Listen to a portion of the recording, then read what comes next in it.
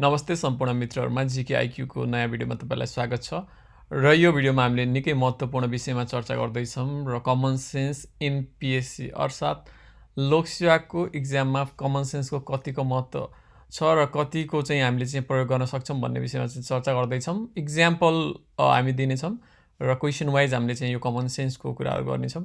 So GK मा चाहिँ तपाईले कमन सेन्सको युज गरेर चाहिँ धेरै क्वेशनहरु मिलाउन सक्नुहुन्छ र मैले प्र्याक्टिकली यो कुरा भोगेको छु र यो चाहिँ कुनै थ्योरी भन्दा पनि निकै नै प्र्याक्टिकल कुरो हो। सो यो तपाईलाई काम लाग्ने छ भन्ने हाम्रो अपेक्षा रहेको छ र हाम्रो च्यानल जीके आईक्यू सब्स्क्राइब गर्नुको छैन भने प्लिज सब्स्क्राइब आवर च्यानल। यस्तै इन्फर्मेटिभ लोकसेवा रिलेटेड भिडियोहरु नियमित रूपमा हामीले अपलोड गर्ने गरेका छौं। सो स्टार्ट गरौँ भिडियो। हामीले चाहिँ क्यूएनए हामीले चाहिँ क्वेशन बेस्ड रूपमा चाहिँ यसलाई अगाडि बढाउने छौं र हरेक क्वेशनमा चाहिँ जस्तो हामीले कसरी युज गर्न सक्थ्यौं त भन्ने कुराको चाहिँ चर्चा गर्छौं। सो अब जस्तो एउटा यो प्रश्न छ, उपयुक्त जोडा मिलाई सही कोड छान्नुहोस् भन्ने छ। यसमा चाहिँ दुईटा तपाईले देख्न सक्नुहुन्छ, समूह 1 र समूह 2 देख्नुहुन्छ। सो यो म्याच द फलोइङ क्वेशन हो। अब एकातिर तपाईले चाहिँ जाइका, डीएफआईडी, यूएसएड, हेल्पेटास नेपाल देख्दै हुनुहुन्छ। अब यो हेर्दाखेरि तपाईको क्लियर छ कि यो दात्री निकायहरु हो, दात्री राष्ट्रहरु हो। अर्कोतिर तपाईको समूह 2 मा चाहिँ कन्ट्रीहरु छ, स्विजरल्यान्ड, संयुक्त राज्य अमेरिका, बेलायत र जापान। अब तपाईले चाहिँ यस्तो प्रश्नमा सपोज सबै आयो भने त कमन सेन्सको कुरै आएन। तपाईले फटाफट यो हेर्नुहुन्छ, जाइका यो भनेर मिलाइ नै हाल्नुहुन्छ। कमन सेन्स युज गर्ने भनेकै तपाईलाई सबै कुरा क्लियर नभएको बेला हो। एउटा क्लियर हुनु पर्यो। क्लियर छ भने त्यो कमन सेन्समा लाग्ने हो नि कि डाइरेक्ट स्ट्रेट फरवर्ड तपाईले आन्सर चेक गर्ने। कता छ जुन अप्सनमा छ त्यतै हान्ने। अब सपोज यो प्रश्नमा तपाईलाई जाइका भनेको चाहिँ जापान भन्ने चाहिँ थाहा छ भनेपछि अब डीएफआईडी, यूएसएड, हेल्पेटास नेपाल भन्ने थाहा छैन भनेपछि तपाईले के गर्ने? म त्यो केसमा भन्छु। अब जाइका जापान भनेको A4 छ। अब तपाईको तल हेर्नुस् चारवटा अप्सनमा कोडहरु दिएको छ। A4 कता छ त? A मा पनि A4 छ, B मा पनि A4 छ, C मा पनि A4 छ, D मा मात्रै छैन। अब एउटा कुरा के ढुक्क हुनु पर्यो भनेपछि D चाहिँ आन्सर हुँदै हैन। 3 मध्ये एउटा आन्सर हो। अब तपाईको के छ भनेपछि 4 मा चाहिँ तुक्का हान्दाखेरि मिल्ने सम्भावना 25% हुन्थ्यो।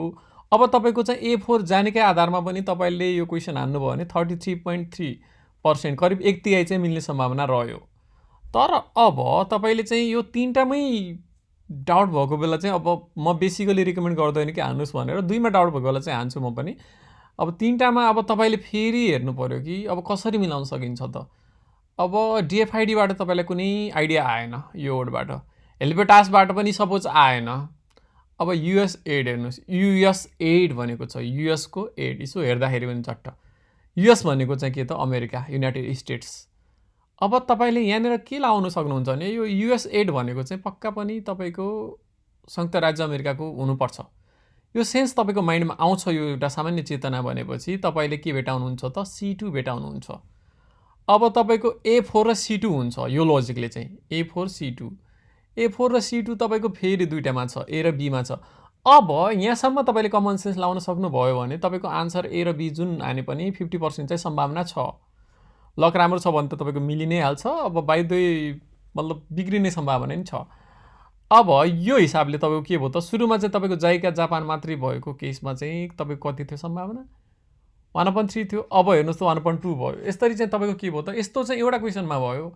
यस्तो 20-30 क्वेशनमा अथवा चाहिँ 10-12 क्वेशनमा भयो भने त तपाईको 10-12 मा त 8-9 वटा मिल्न सक्छ। के भयो त यस्तो नहुनेमा चाहिँ प्रोबेबिलिटी बढाउने हो लोकसेवा भनेकै। कसरी त कसरी हामीले चाहिँ सम्भावना बढाउँछौं। कमन सेन्स भनेकै सम्भावनालाई बढाउने हो।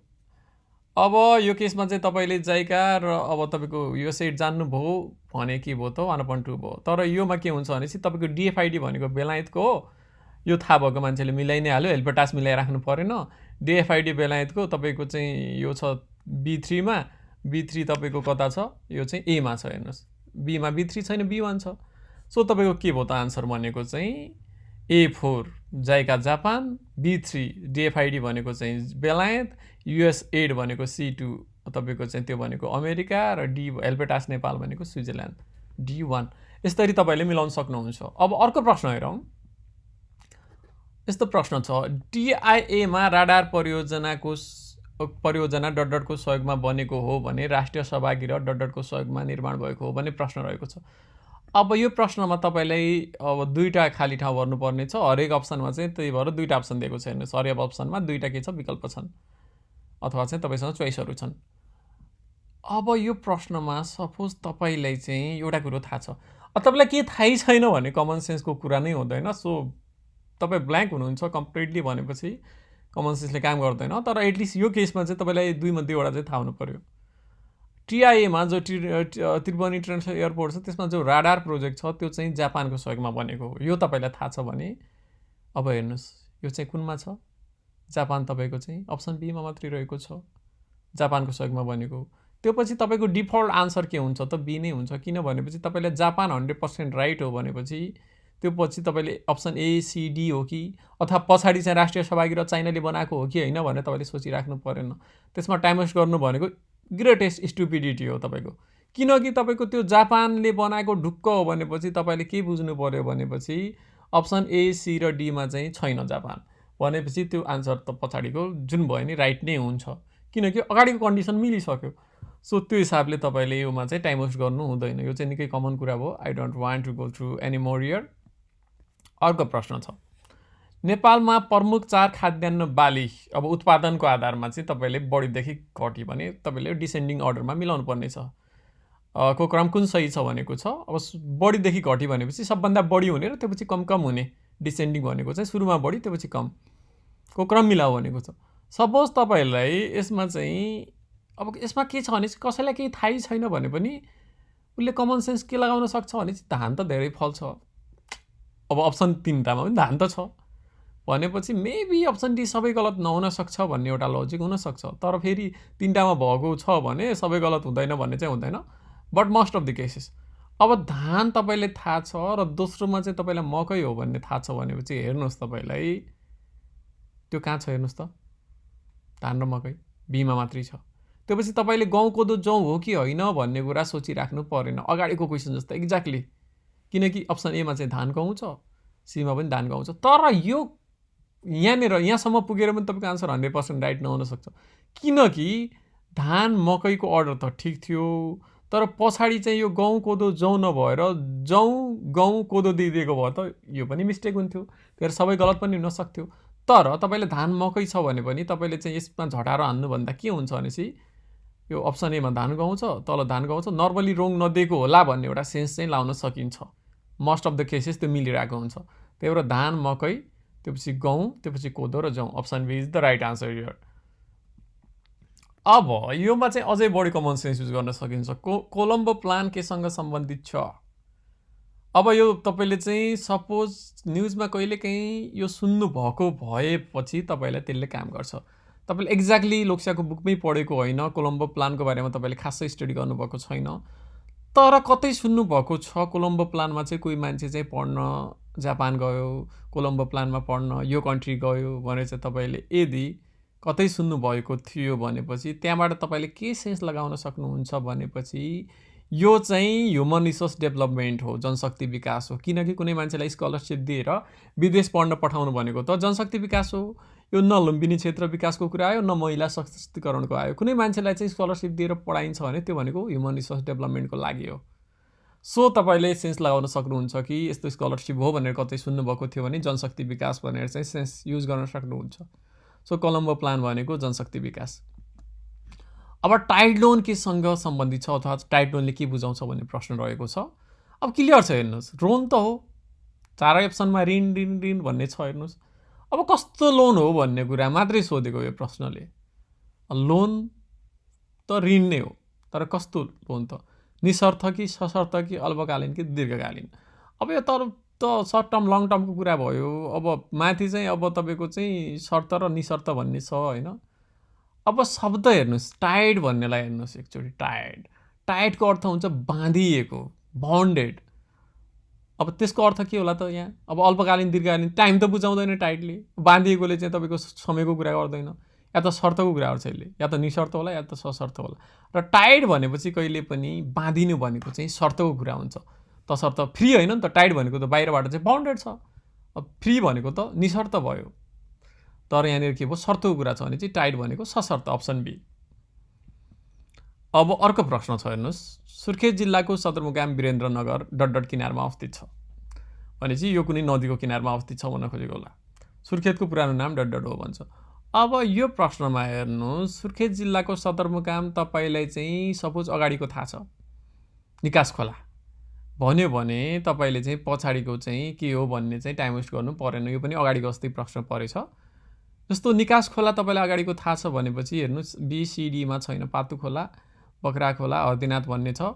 सो तपाईँले एउटा कुरो ढुक्क के बुझ्नु पर्यो भनेपछि निकास खोला हो भने ओहो पुरानो नाम त तपाईँको गोदामचौर हो कि होइन, कतै गोगरा हो कि मण्डपगिरी हो कि भनेर सोचिराख्नु परेन। किन परेन भनेपछि निकास खोला अरू अप्सनमा छैन। सो यसरी तपाईँले टाइम बचाउन सक्नुहुन्छ। अर्को यो प्रश्नमा चाहिँ हेर्नुहोस्, तपाईँले यो ध्यान दिएर हेर्नुहोस्, यो अलि मलाई इम्पोर्टेन्ट लागेको। निम्न ताललाई पूर्वदेखि पश्चिमको अवस्थितिको आधारमा क्रस भएको छ, क्रम मिलाएर राख्नुहोस्। यो अर्डर मिलाउनुहोस्, फ्रम इस्ट टु वेस्ट, पूर्वदेखि पश्चिमको क्रममा हुनु पर्यो यो। अब तपाईँलाई म यहाँनिर एउटा कन्डिसन राख्छु, यसमा चाहिँ तपाईँलाई कुनै ताल कहाँ छ भन्ने कुनै सेन्स छैन भनेपछि टाइम वेस्ट नगर्नु होला। त्यो पनि एउटा कमन सेन्सको पाटो हुनसक्छ। किन टाइम वेस्ट गर्ने, तपाईँको आइक्यू बढी बन्न सक्छ। तपाईँलाई स्यार्पु कता हो, अब यहाँनिर स्यारयु भएको छ, स्यार्पु हो यो। स्यार्पु, बेदकोट, कामिनी, सिजमेताल कुन कहाँ हो भन्ने केही थाहै छैन, इभन एउटा पनि थाहा छैन भने डोन्ट वेस्ट योर टाइम, मतलब टाइम वेस्ट गर्नुको कुनै अर्थ छैन। अब सपोज यहाँनिर चाहिँ एउटा कन्डिसन दिन्छु, तपाईँलाई चाहिँ बेदकोट ताल मात्रै थाहा छ र बेदकोट ताल चाहिँ सपोज कञ्चनपुरमा पर्छ भन्ने थाहा छ भने तपाईँको चाहिँ अब कसरी गर्न सक्नुहुन्छ त हेर्नुहोस्।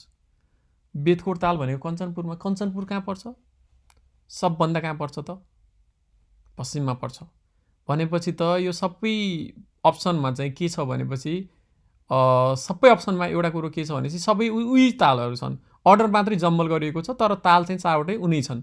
भनेपछि तपाईँले एउटा कुरो के बुझ्नु पऱ्यो भने तपाईँलाई बेदको अब एउटै जिल्लाको त दुईवटा नदिएको होला, त्यो नर्मली दिँदैन लोकसेवाले। भनेपछि तपाईँले के बुझ्नु पऱ्यो भनेपछि बेदकोट चाहिँ वेस्टर्न हो, किनकि कञ्चनपुर सबभन्दा पश्चिमी जिल्ला हो नेपालको। भनेपछि बेदकोट सबभन्दा पछाडि आउला। कुन अप्सनमा आएको छ त तीनवटा अप्सनमा आएको छ हेर्नुहोस्। BCDमा चाहिँ बेदकोट चाहिँ त्यति सजिलो गरी लोकसेवाले पनि दिँदैन। अब तपाईँलाई एउटा बेदकोट मात्रै थाहा थियो भने पनि तपाईँको के भयो त, अब अप्सन ए त हुँदैन।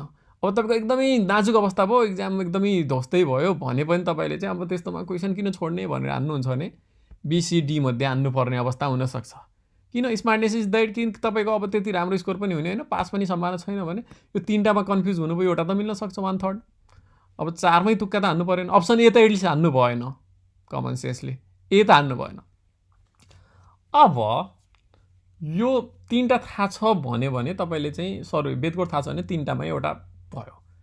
तर अब तपाईँलाई यति झुर कन्डिसन त हुँदैन इक्जाममा, कहिलेकाहीँ तपाईँको के हुन्छ, सपोज अर्को कन्डिसन राख्छ तपाईँले, अब कामिनी दह पनि थाहा थियो तपाईँलाई 12, अब त्यो कन्डिसनमा तपाईँको के हुन्छ त, अब अप्सन एमा त नजानुहोस् किन बेदकोट त तपाईँलाई थाहा थियो, त्यही भएर BCD मध्ये हो। अब कामिनी दह 12 हो, बेदकोट चाहिँ हो भने पनि तपाईँलाई त्यो दुईवटा कुरो थाहा पाएर नि त्यति फाइदा किन भएन भनेपछि अब तिनटै अप्सन सेम छ। कामिनी दह पूर्वमै छ हेर्नुहोस् तिनटै अप्सनमा, किन 12 त पूर्वमा पर्छ नि। अब कति पूर्व भन्ने कुरा त अरू पनि थाहा पाउनु पऱ्यो नि।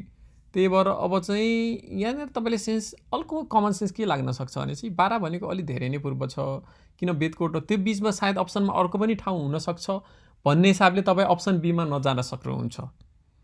त्यो अप्सन बीमा नजानु भने किनभनेपछि तपाईँको कञ्चनपुर र 12 चाहिँ त्यति नजिक त छैनन्, तर अप्सन बीले त तपाईँको सबभन्दा पश्चिममा कञ्चनपुर, त्यो पछि अलि पश्चिमतिर कामिनी भन्ने बुझिन्छ, 12 भन्ने बुझिन्छ। तर तपाईँ कमन सेन्स युज गर्दाखेरि के बुझिन्छ भनेपछि नर्मली त्यति नजिक त नहोला, अरू ताल पनि दिएको होला भन्ने हुन्छ। त्यो हिसाबले C र Dमा जान सक्नुहुन्छ यो केसमा चाहिँ। तर अब मेन कुरो भन्दैछु, यदि तपाईँलाई चाहिँ यो प्रश्नमा तपाईँलाई बेदकोट थाहा थियो, कामिनी थाहा थियो, स्यार्पु थाहा थियो, तर सिजमेताल थाहा छैन भने चाहिँ तपाईँको आन्सर मिल्न सक्छ। कसरी मिल्न सक्छ भने हेर्नुहोस्, तपाईँलाई चाहिँ बेदकोट चाहिँ कञ्चनपुर भन्ने थाहा छ, कामिनी भनेको 12 थाहा छ, स्यार्पु भनेको चाहिँ रुकुम थाहा छ। अब तपाईँको चाहिँ सिजमेताल कता हो भन्ने थाहा पाइराख्नु किन पर्दैन भने चाहिँ प्यानिक हुनु परेन इक्जाममा। अब तपाईँको अप्सन एमा जानुहोस् हेर्नुहोस्, अब तपाईँको सबभन्दा पश्चिममा बेदकोट हुनु पर्थ्यो, त्यो छैन, यो अलि पूर्वतिर देखायो, स्यार्पु पछि नै देखायो, त्यो अप्सन तपाईँले क्रस गरिदिनुहोस्, काट्नुहोस् यसलाई। त्यसपछि बीतिर जानुहोस्, अब सिजमे गाउँ थाहा छैन छोडिदिनुहोस्, अरू हेर्नुहोस्, स्यार्पु भनेको रुकुम, कामिनी भनेको 12, बेदकोट भनेको कञ्चनपुर। तपाईँको यो अर्डर किन मिल्दैन भनेपछि 12 र तपाईँको रुकुममा त तपाईँको 12 पूर्व हो, रुकुम पश्चिम हो, यो हिसाबले बेदकोट पछि त के हुनु पर्थ्यो, स्यार्पु हुनु पर्थ्यो। तर यो मिलेन किन पूर्वदेखि पश्चिमको क्रम हो कामिनी हुनु पर्यो नि पूर्वतिर त सुरुतिर त सिजमेलाई छोडिदिउँ एकचोटि किनकि सिजमेलाई थाहै छैन अरू 3को अर्डर त हेर्नु पर्यो 3को नि अर्डर त मिल्नु पर्यो नि अब अप्सन सीमा हेर्नुहोस् अप्सन सीमा के छ भनेपछि सिजमे कहाँ छ छोडिदिउँ एक ठाउँमा छ कामिनी स्यार्पु बेदकोट यो अप्सन के छ बेदकोट सबभन्दा पश्चिम भन्छ यसले स्यार्पु त्यो पछि रुकुम त्यो पछि कामिनी दबारा यो चाहिँ यो 3टाको त मिलेको छ नि सिजमे थाहा नभए पनि अब तपाईँ अप्सन डीमा जानुहोस् भनेपछि अप्सन डीमा के छ अब तपाईँको चाहिँ बेदकोट सबभन्दा पश्चिम त्यो पछि स्यार्पु अलि पश्चिम त्यो पछि सिजमे र कामिनी भनेको 12 अब तपाईँलाई यो क्वेसनमा चाहिँ तपाईँलाई सिजमे थाहा छैन भनेपछि तपाईँको चाहिँ तपाईँ कुनै पनि मान्छे कन्फ्युज हुने भनेको कमन सेन्स भएको मान्छे या त सीमा हुन्छ या त डीमा हुन्छ सरी सी र डीमा कन्फ्युज हुन्छ सी र डी हुने सम्भावना उत्तिकै छ किन उत्तिकै छ भनेपछि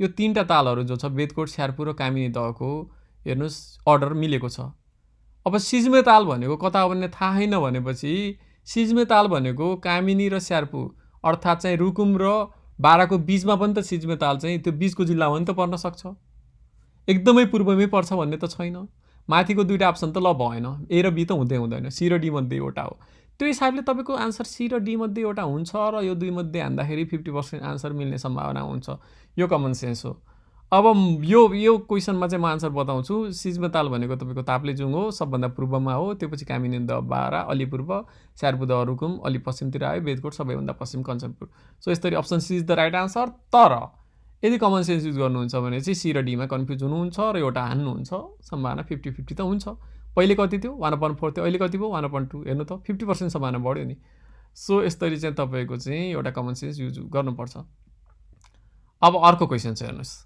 this is my small step a giant leap for mankind भन्छ अब यो क्वेसनमा तपाईँ प्यानिक नहुने यहाँनिर चाहिँ धेरै यो भनाइ के हो कसले भनेको हिलारीले भनेको कि टोनी हेगनले कि न्युटनले कि नील आर्मस्ट्रङले भनेको भन्ने कुरा चाहिँ भन्दा पनि this is my small step त्यसको सेन्समा जानुहोस् यो मेरो सानो पाइला